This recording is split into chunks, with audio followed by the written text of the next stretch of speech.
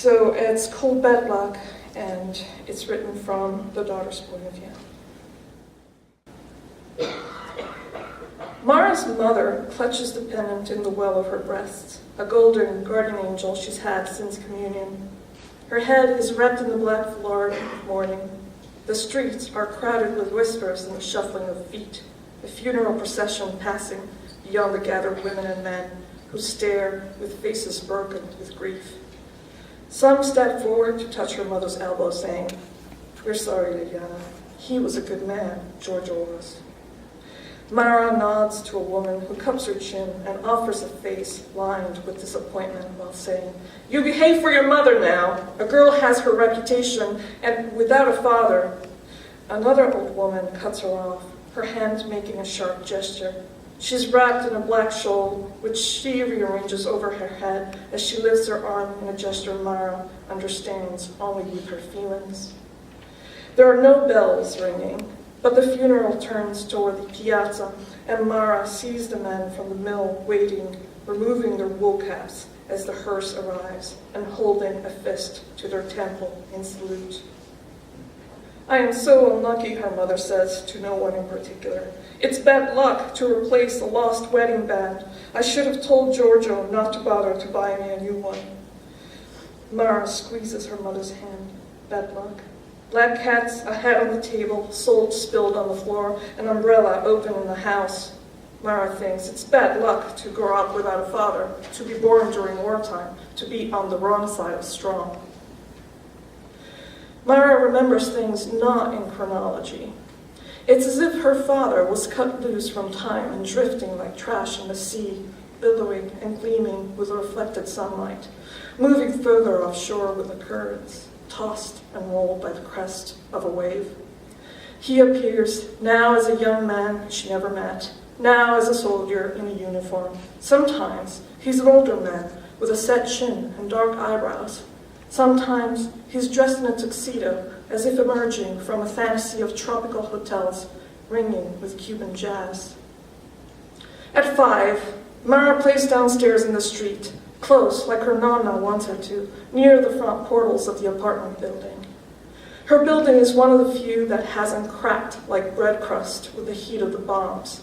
The sound of an army truck rises above the scraping of shovels, above the usual cries of women calling to each other from balconies as they hang laundry and talk about letters from their husbands at the front. A nub of chalk leaves powdery smears on Mara's fingers, tucked in the seam of her white school apron pocket. In school, the teacher said, "The Americans are here, now we can afford a little leniency." Mara wastes the gift of leniency on the asphalt, drawing large squares and circles on the cracked bubbles. She jumps with one leg, then two, her shoes hitting the pavement with flat sounds, and she's flipped a full turn when she sees a man with an army backpack slung on his back. He wears a green jacket tied by the sleeves around his waist, a stained wife beater, and khaki pants. Where his mouth and chin should be, there's a thick black beard clinging to his cheekbones and creeping down his neck. "Un soldato," says someone from above. "One of ours?" The soldier's uniform, all dusty and torn, makes Mara think of rioting in Piazza Bovio, when men crashed storefronts with cudgels. It reminds her of crying women dressed in black and whispering old men chewing on the ends of an unlit pipe, their caps pulled tight down their foreheads, their eyes moving from side to side as if to spot a rabid dog. It reminds her of the corpses she saw bobbing face down in the water once, before her mother took her away to the farm. The soldier tilts his head towards the boys. He tips the visor of a hat he isn't wearing, then slowly turns to take in his surrounding, readjusting his army bag on his shoulder, his knees bending a little with the effort. And then he looks at Mara again. He has blue eyes, like hers, but not like a German's. His are blue of bruises, webbed in violet and dull, like grief. In a sweet tenor voice, the soldier asks if she's Liliana's child. He speaks to her the way old people sometimes do when reaching for her cheek with fingers like pincers, saying, "I knew when you were this small." "Mara?" His question is hesitant. She rolls the nub of chalk between her fingers and stares at him. When he speaks her name again, she winces, startled by his realness. Is your mother home? His voice is deep, too rich for the hunger tattooed on the bones that poke from his shoulders. When he steps towards her, she runs into the cool atrium of the lobby, her shoes click-clacking up the clean stone step past the bucket still full with water and soap, past the sudsy mop, up, and up to the second-floor apartment. Her shouts trail after her, "Mama, mama, mama," through the rectangular well of the stairs. She's so small that she must tip on her toes in order to open the front door of the two-room apartment in Piombino, where she's lived with her mama since the war ended. "Mama, mama, there's a soldier downstairs, a man in uniform, very dirty." "A soldier? It's Giorgio," her aunt shouts from the closet where she's soaking laundry in a plastic bucket. Mara rushes back out to the landing, her hands grasping the balustrade as she tips on her toes and looks down, hoping maybe for the soldier to be gone. Women pour out of their homes, crowding the landings of each of the 6 floors, hats poked from the balustrade, scowling upside down, asking, "Chi è? Lo conosci? Uno nostro? Uno dei nostri?"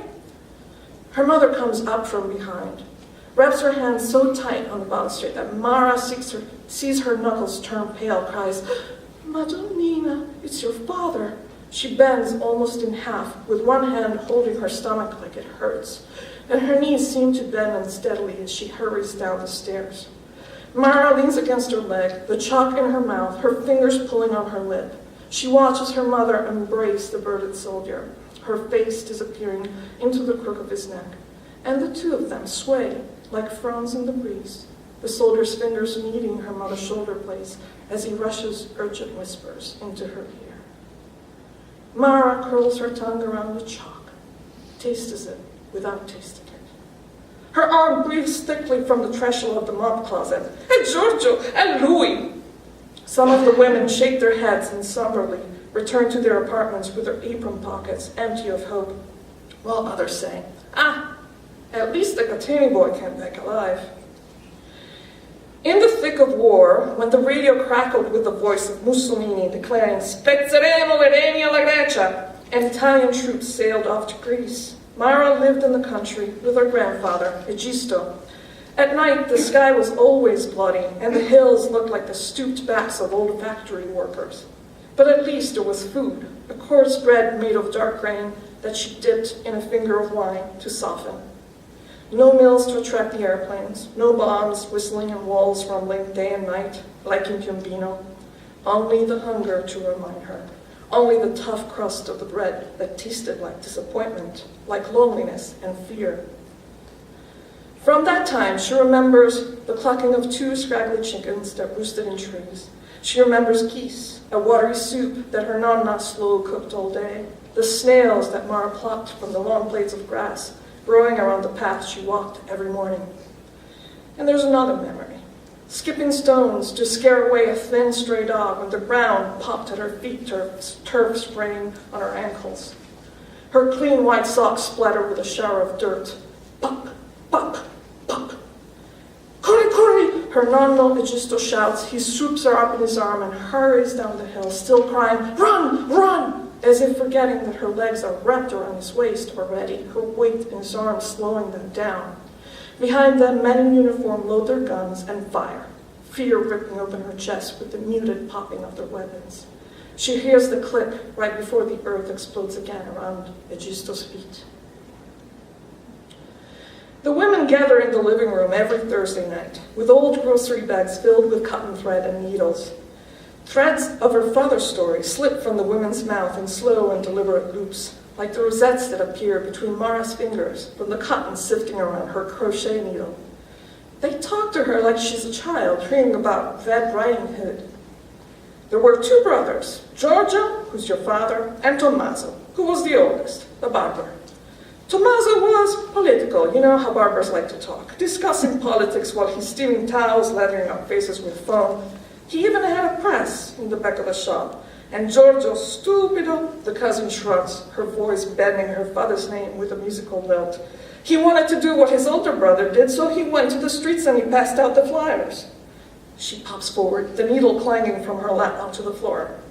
But he didn't know how to recognize the fastest from the others, and so And Aunt tells Mara, don't go telling your friends about this now. So what, Mara thinks? Everyone's father is a ghost. A soldier at the front, a letter, a patriot, a victim of Hitler or Mussolini, or else a communist or a socialist on the run, a red. The aunts say, it's not something you want to talk about. Your father going to jail? Una ragazza per bene doesn't want it known. Her father was a red, you want a clean reputation. And yet, in her aunt's voice, she detects a sweet, faint lilt, like in a song, even as the warning is sharp, reminding her, tell no one of this, it's our business. And your mother, says the cousin, shrugging again, like the ghost of a great-grandmother is sitting there, whispering, don't say it! She used to go to the jailhouse with a picnic basket, with the other women from the resistance, and they'd sit on the grass and sing Bella Ciao or Quel mazzolin di fiori. Her aunt puckers her lip and she sings the last part, batting her eyelashes at the ceiling. But they changed the words, you see. They worked them into codes so that they could tell each other who was arrested, who escaped, who was killed, you know. That way they could send each other messages. Aunt Marta folds her lips, squints at the crochet needle, says, that disgraziata! She was already pregnant with you. Her fingertips fold closed, her hands bobbing. Mara feels the words clutching her chest, pulling on her tummy. She was there, too, a swelling under her mother's apron, a promise between them. And a worry, a kick from inside, perhaps, when the prison guards loaded their guns and shot at her feet, saying, go picnic somewhere else. This isn't a place for mothers. Often Giorgio wakes them all up at night, gasping, choking on his own shouts about the rolling tanks. He says his fingers are burning and he holds his hands up and stares at them without seeing them, the fingers curled like claws on his face, acting independently. Mara stands in the doorway, the light from behind her elongating her shadow. What is it now? Go back to sleep, Mara. I can't sleep with him screaming like that. Her mother, with her arms still coiled around the heavy-breathing soldier, strokes his head with, shh, you're scaring la bambina, see? Mara tries to think of him as her father, her babbo, but he's Giorgio, the soldier, the stranger. He screams that night. Her mother pushes aside her blanket. The sigh from her lips is almost enough to tell Mara too much about intimacy between men and women. Her long, naked feet slap on the cold tile.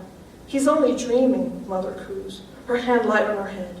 But the soldier's eyes are wide open, shiny with fear, chiseled and sharp, glowing with dread in the pitch dark.